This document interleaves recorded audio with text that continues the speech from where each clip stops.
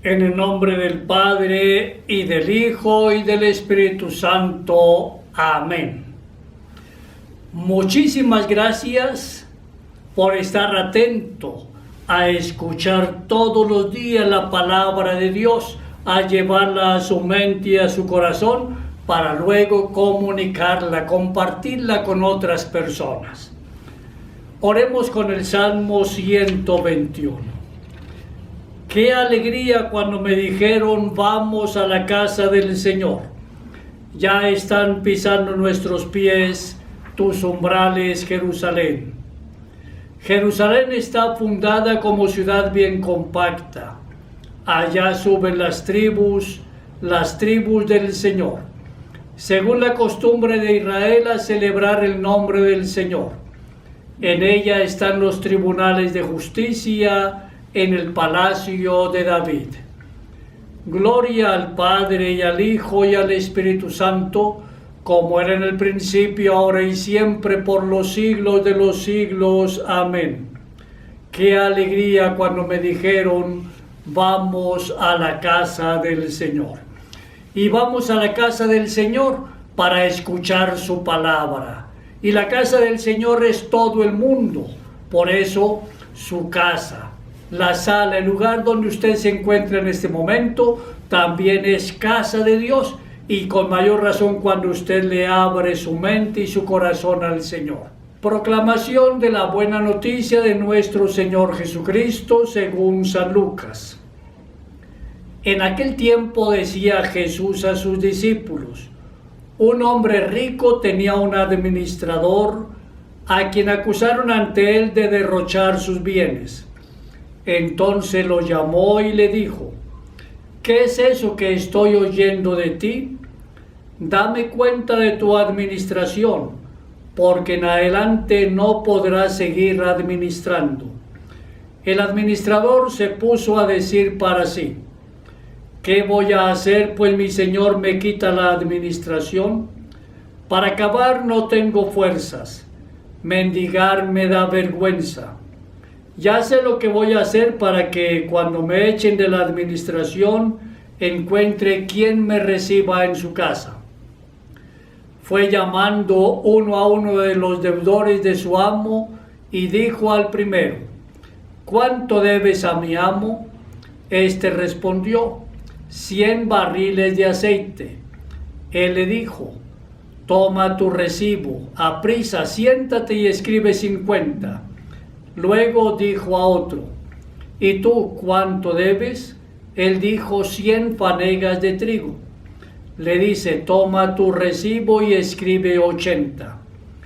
Y el amo alabó al administrador injusto porque había actuado con astucia. Ciertamente los hijos de este mundo son más astutos con su propia gente que los hijos de la luz. Palabra del Señor.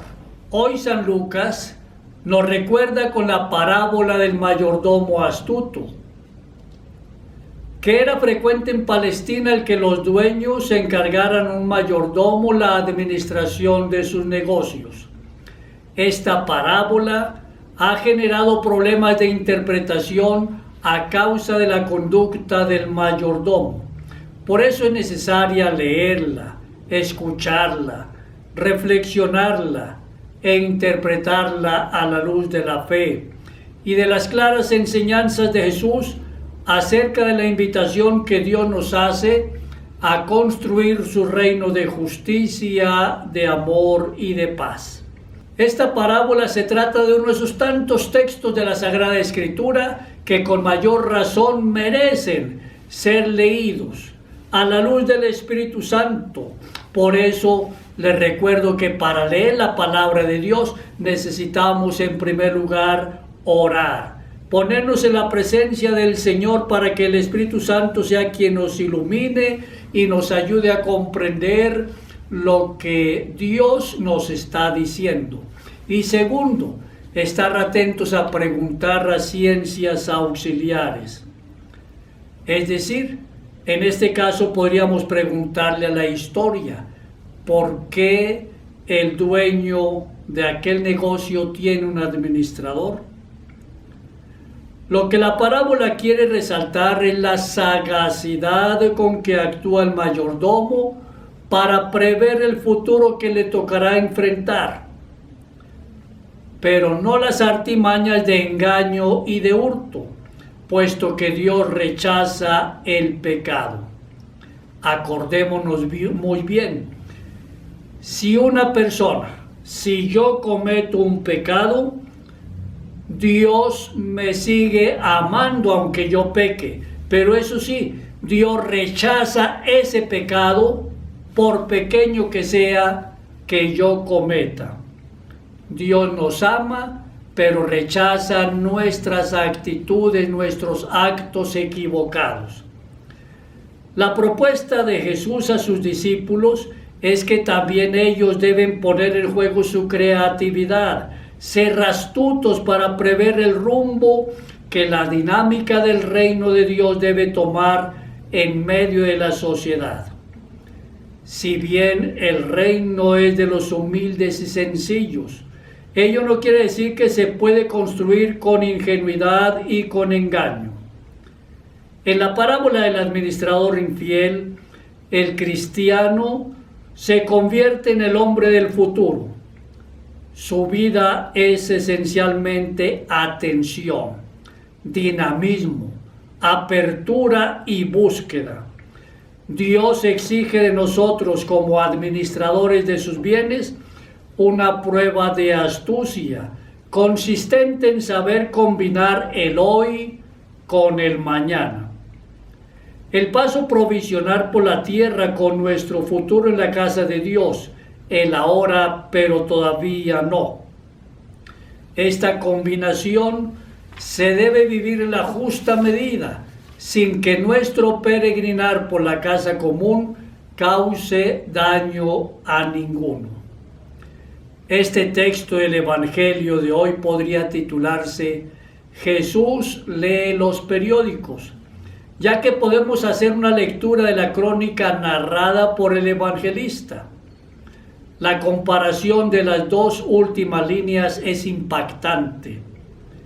Los que pertenecen a este mundo son más hábiles en sus negocios que los que pertenecen a la luz, nos dice el Señor al término del texto.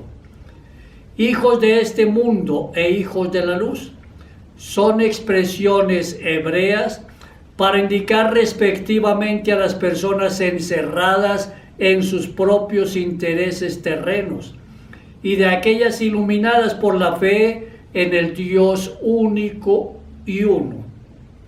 Y quien está iluminado por la fe, entonces hace que su vida sea una permanente expresión de la esperanza. Por lo tanto, está siempre actuando, con la mente y el corazón siempre puestos en Dios, haciendo el esfuerzo de hablar de la presencia viva de Dios a través de sus palabras y de sus actos. En otro texto, la astucia de la serpiente fue propuesta por Jesús como modelo, en combinación a primera vista desconcertante con la mansedumbre de la paloma. Seguir a Jesús, luz del mundo, significa ser astutamente resueltos. Quien no pierde su propia vida para ganarla no puede estar a su lado. Un artista pierde la cabeza por el arte y un enamorado está dispuesto a dar las cosas más extrañas por aquella persona que ama. Solo nosotros que amamos a Dios debemos tener cuidado con las exageraciones y tomar las cosas con calma, pues no, es necesario ser astutos a la hora de tomar las cosas de Dios, para vivirlas y para proclamarlas a los cuatro vientos. Tenemos muchísimos ejemplos a lo largo de la historia y ejemplos también actuales. Los santos, por eso, son quienes nos van señalando los caminos, indicando señales de pista. Por ejemplo, Cuánta astucia y sagacidad empleó San Pedro Claver, el libertador de una raza, a comienzos del siglo XVII, frente a las autoridades, a los mercaderes y a los tratantes de personas para liberar la raza negra de la esclavitud. Gracias a él se dio el movimiento libertario de quienes eran traídos desde el África como esclavos en América.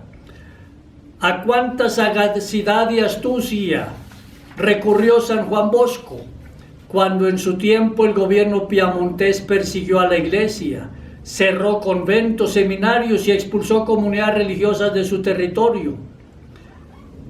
Y todo esto le sirvió a él para poder ofrecer la mejor educación a los jóvenes más pobres y en alto riesgo llegados a la ciudad de Turín, y luego ganarse el aprecio de estados como Colombia, donde se buscó que él enviara a sus salesianos para dar inicio a las escuelas de artes y oficios.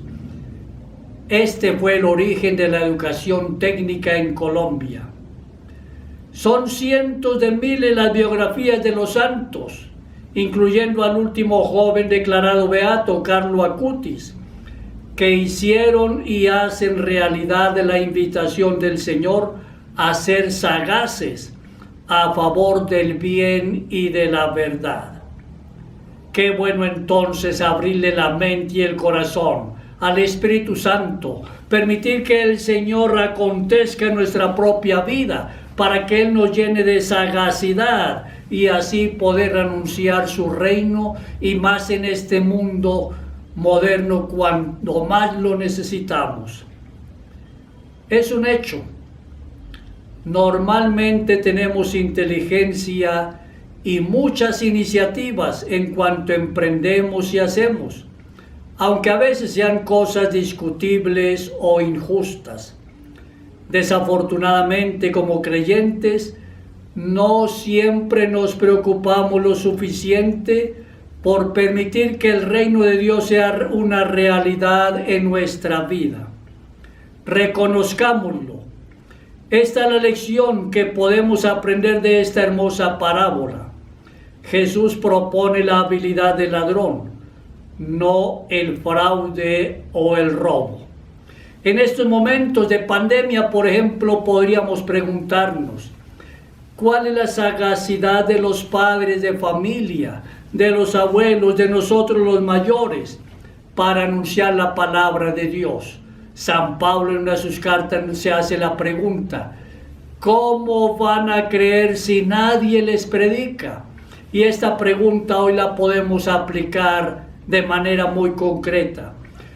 ¿Cómo van a creer hoy los niños, las niñas, los adolescentes, los jóvenes, que pasan horas enteras con unos audífonos donde van despertando la enfermedad del acúfeno en sus oídos, que pasan horas enteras frente a una pequeña pantalla de una tablet o de un computador, que están todo el tiempo en una sola posición allí en su casa, permitiendo que todas las rodillas se vayan encalambrando?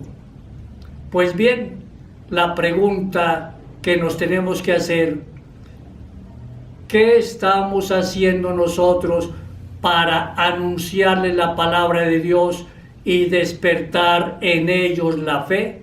¿Qué estamos haciendo para profundizar lo poquito que ya ellos saben, para que crezcan en la fe en el Dios uno y único? ¿Qué estamos haciendo definitivamente para que desde el hogar sea la familia los primeros responsables de la educación cristiana de sus hijos? En fin, todos tenemos una gran tarea. Por lo tanto, pidámosle al Señor que nos llene de sabiduría, que nos llene de sagacidad y astucia sana para poder construir el reino de Dios, proclamándolo a tiempo y a destiempo, con ocasión y sin ella. Y que la Santísima Virgen María, la primera misionera, nos fortalezca en esta tarea urgente que todos tenemos.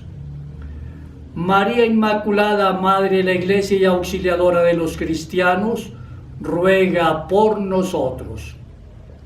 Y que el Señor Dios y la Santísima Virgen María te bendigan a ti y a tu familia, en el nombre del Padre, y del Hijo, y del Espíritu Santo. Amén.